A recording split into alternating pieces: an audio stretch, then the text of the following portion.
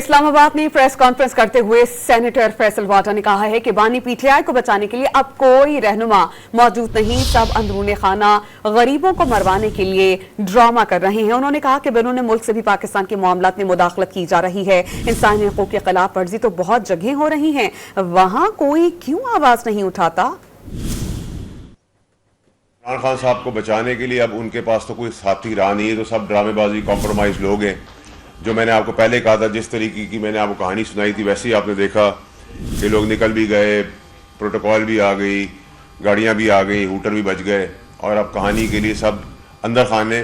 मिल के ड्रामा कर रहे हैं गरीबों को मरवाने के लिए। आपसे बात कर रहा हूँ तो मैं बड़ा कैटेगोरिकली क्लियर कर दूँ, ना मैं हुकूमत के बिहाफ पे बात कर रहा हूँ, ना मैं किसी और के, बट एज अ पाकिस्तानी और एज अ सिटिंग सेनेटर बात कर रहा हूँ कि हमारे वहाँ बेहिसी बेशर्मी ये है कि कोई भी आके मदाखलत कर ले, कोई भी आके बात कर ले, हमें कोई फ़र्क नहीं पड़ता। लेकिन अब मैं इमरान खान साहब की बात को ज़रूर मानूंगा कि मदाखलत शायद थी रजीम चेंज के लिए उस टाइम पर, क्योंकि अब अचानक से चैम्पियंस आ गए, कांग्रेस आ गई है, यूएस आ गया है कि जी ह्यूमन राइट्स वायलेशन है।